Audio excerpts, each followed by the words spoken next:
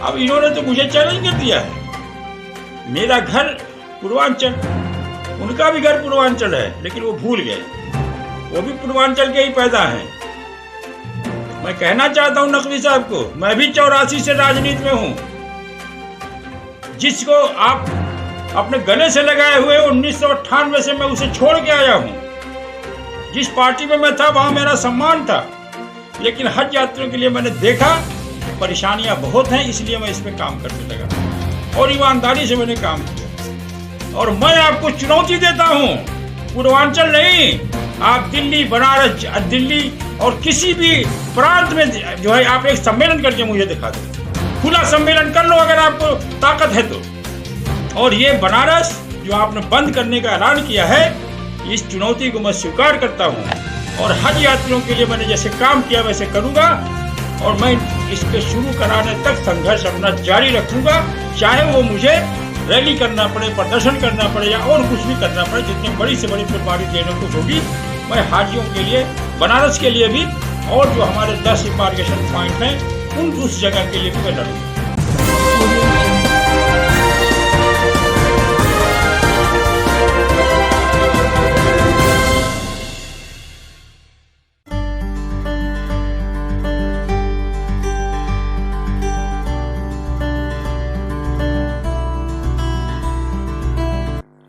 Samajwadi party के युवा नेता और आजमगढ़ विकास के लिए सदैव तत्पर आजमगढ़ के जिला पंचायत अध्यक्ष विजय यादव की तरफ से सभी जनपदवासियों को दीपावली और डाला छठ की हार्दिक बधाई और शुभकामनाएं। समाजवादी पार्टी के युवा नेता आजमगढ़ जिले के पलहनी ब्लॉक के प्रमुख पति प्रमोद यादव की तरफ से सभी जनपदवासियों को दीपावली और ढाला छठ की हार्दिक बधाई और शुभकामनाएं। ऑल इंडिया हज सेवा समिति के पूर्व राष्ट्रीय अध्यक्ष व हज कमेटी ऑफ इंडिया के पूर्व सदस्य हाफिज नौशाद आजमी ने एक बार फिर सरकार को आगाह किया है और चेतावनी भी दी है कि अगर सरकार ने यूपी के काशी सहित अन्य राज्यों के कुल 11 स्थानों से काबा तक उड़ान शुरू नहीं की तो पूर्वांचल के हज यात्री चुप नहीं बैठेंगे, फिर एक बड़ा आंदोलन करने के लिए बाध्य होंगे। उन्होंने कहा कि लगातार पिछले 9 महीनों से सरकार को आगाह किया जा रहा है, लेकिन केंद्र सरकार आंखें मूंद कर बैठी है और उनके मंत्री मुख्तार अब्बास नकवी हाजियों की समस्याओं को सुलझाने की बजाय मौन बैठे हैं। श्री आजमी आज हमारे स्टूडियो में खास बातचीत के दौरान अपना उद्गार व्यक्त कर रहे थे। हज कमेटी ऑफ इंडिया के पूर्व सदस्य श्री आजमी ने कहा कि वो राजनीति में थे, लेकिन हाजियों की समस्या को देखकर उन्होंने हज की लड़ाई शुरू कर दी और 23 वर्षों के संघर्ष के दौरान 2002 में हज एक्ट बनवाने में सफलता नहीं पाई, बल्कि यूपी के लखनऊ और काशी से काबा की उड़ान की सहूलियत भी दिलवाई। उन्होंने इस कार्य के लिए एनडीए और यूपीए दोनों गवर्नमेंट की सराहना की। उन्होंने याद दिलाते हुए कहा कि वाराणसी का एयरपोर्ट 2014 में विकसित हो चुका था और बोइंग 737 जैसा विमान यहां से हाजियों को लेकर मक्का मदीना गया था। पूर्वांचल से वहां जाने वालों की तादाद बहुत अधिक है, बावजूद इसके वाराणसी से उड़ान बंद कर देना हाजियों के साथ अन्याय है। उन्होंने कहा कि केंद्रीय मंत्री मुख्तार अब्बास नकवी की राजनीतिक शुरुआत पूर्वांचल की किसी जमीन से हुई है, लेकिन आज उन्हें पूर्वांचल के हाजियों से नफरत सी हो गई है कि आज वह मंत्रिमंडल में होते हुए भी वाराणसी से काबा की उड़ान नहीं शुरू करा पा रहे हैं। उन्होंने चेतावनी दी कि हाफिज नौशाद ने अपना आंदोलन स्थगित नहीं किया है। देश में कोरोना का माहौल सही होने के बाद वह हाजियों का बड़ा सम्मेलन कर इस सरकार की नापाक इरादों को उजागर करेंगे और काशी से काबा की उड़ान कराने के बाद ही वह चैन लेंगे।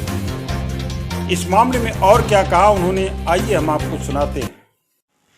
आप जो है पिछले काफी दिनों से बीमार चल रहे थे, अब तो आप काफी स्वस्थ हैं और 8-9 महीने से सरकार से लिखा पढ़ी कर रहे हैं हज के मुद्दे पर, लेकिन अभी तक आपको क्या कामयाबी मिली? देखिए, बहुत अफसोस की बात है, मैं बीमारी की वजह से और मुल्क और सूबे के ऐसे हालात थे कि बहुत बड़े कार्यक्रम तो नहीं कर सका, लेकिन सरकार को मैंने बताया, प्रधानमंत्री जी को पत्र लिखा, नकवी साहब जो इसके मुखिया हैं, हज मिनिस्टर हैं, उनको पत्र लिखा, मीडिया के माध्यम से, आप लोगों के माध्यम से लगातार मैंने संपर्क सरकार को बताया। और मुझे खुशी है कि खुफिया एजेंसियों ने भी हज यात्रा की रिपोर्टें भेजी हैं सरकार को, मुझे पता चला है। मगर अब सरकार कुछ नहीं करना चाहती तो मैं क्या करूं? मैं 9 माह से सरकार को खत लिखते लिखते थक गया, लेकिन ये नहीं कि मैं हौसला हारा हूं। मैं हज यात्रियों के सवाल उठाऊंगा, क्योंकि न तो हज यात्रा बंद होगी, न हाफिज नौशाद का सवाल बंद होगा। अफसोस की बात है, पिछले 23 सालों से तकरीबन मैं 3 साल बीच में छोड़ के बीमार था। मैंने हज पे काम किया, पार्लियामेंट पे हज़ारों हज़ार की भीड़ भी कभी मैंने जुटाई है, कभी सैकड़ों की भीड़ भी रही, लेकिन विधानसभाओं में भीड़ जुटाई। बहुत अफसोस की बात है, पार्लियामेंट में भी हमने सवाल उठवाए, लेकिन अटल बिहारी वाजपेयी जी की सरकार थी स्वर्गीय, उसमें भी हज यात्रा के जब हमने 2000 में संसद घेरना और पार्लियामेंट में ये मामला उठाया गया, तो उसके बाद जो है 2002 में हज एक्ट बन गया और बहुत कुछ चीज़ें उन्होंने हज एक्ट में मिली। और हमने तो हज यात्रा पे काम किया, जिन सवालों को हमने उठाया, और लखनऊ से उड़ान भी वाजपेयी जी की देन थी, लेकिन हमारे लड़ने पे हुआ। क्योंकि देखिए, इसमें मुझे कहने में कोई बात नहीं है, मतलब वो नहीं है कि जो भी सरकार आती है वो उनके पास, हिंदुस्तान हमारा बहुत बड़ा मुल्क है, उनके पास मसाइल रहते हैं, ज़रूरी मसाइल रहते हैं। तो अगर आप अपनी बात बढ़ चढ़ के नहीं बताएंगे सरकार को, तो सरकार में जो बैठे हैं लोग, उन्हें क्या मालूम।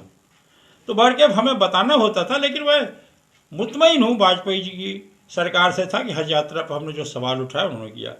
यूपीए सरकार जिसमें कांग्रेस क़यादत करती थी, उसमें भी बहुत सी चीज़ें हमें मिली और हमारी बातें उन्होंने भी सुनी, लेकिन ऐसा नहीं कि उन्होंने अपनी मर्ज़ी से हाजियों को कुछ सजा के दे दिया ना। हम लोगों ने मांग किया, पार्लियामेंट में उठवाया, धरना प्रदर्शन किया, तो उन्होंने माना। तो क्या लगता है, लेकिन ये सरकार जो, मैं अब तक मेरी उम्र 60 साल हो गई तकरीबन, और ये सरकार जो है वो अजीब तरह की है। और इसके मुखिया जो हज के मुख्तार अब्बास नकवी बने हुए हैं, ये एक तो अब वो ज़ाती मामला है भाई, क्या है, कहाँ से लोग आते हैं, ये मैनेजिंग करके राज्यसभा में हैं। लोकसभा में होते तो शायद इनके क्षेत्र के लोग इनसे कहते, घेरते, दूसरी बार ना आने की चेतावनी देते, लेकिन बाहर के अब ये मैनेज करके आते हैं और उसी तरीके से मैनेज करके जब से आए हैं हज को ख़राब कर दिया है।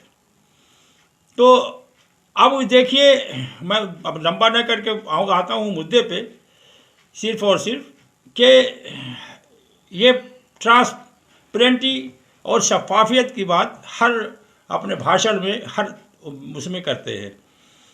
एक तो इन्होंने जब से हज में आए ऑल इंडिया हज कॉन्फ्रेंस ख़त्म कर दी, जिसमें पूरे देश से लोग शामिल होते थे, हज यात्रियों की समस्याओं को बताते थे। राज्य हज कमेटियों के चेयरमैन की मीटिंग होती थी, उसमें समस्याएं आती थी हज यात्रियों की। स्टेट हज कमेटी के अफसरान के साथ सेंट्रल हज कमेटी के अफसरान की मीटिंग होती थी कि क्या क्या परेशानियां हैं, इससे सरकार को लोग अवगत कराते थे। लेकिन ये सब ख़त्म कर दिया। यहाँ तक कि हज एक्ट की खिलाफ वर्जी लगातार 1.5 साल से हो रही है। सेंट्रल हज कमेटी नहीं है 15 महीने से, और 1.5 साल से, और ये उसके मालिक बने बैठे हुए हैं। तो शफाफियत कहाँ है? स्टेट हज कमेटी कम से कम 12-13 स्टेट में नहीं है। अब सवाल ये है कि इन्होंने हाथ लगा दिया है। बनारस से उड़ान हमने बड़ी मेहनत से कराई थी, इनकी कोई देन नहीं थी, इनके सरकार की देन नहीं थी। और मुझे कहने में कोई यार नहीं है कि ये किसी की कोई देन नहीं है, पूर्वांचल के हज यात्रियों का संघर्ष, और अगुआ उसके हम थे, वो ये हुआ। और मनमोहन सिंह जी ने किया, प्रफुल्ल पटेल जी ने किया। हमने पहले भी कहा कि जो सरकारें थी हम मांगते थे, और अब इन्हें छीनने का क्या अधिकार है? जबकि बनारस का एयरपोर्ट जिस समय 2007 में हज यात्रा शुरू हुई थी तो छोटा था, छोटे जहाज आते थे, परेशानी बढ़ती थी।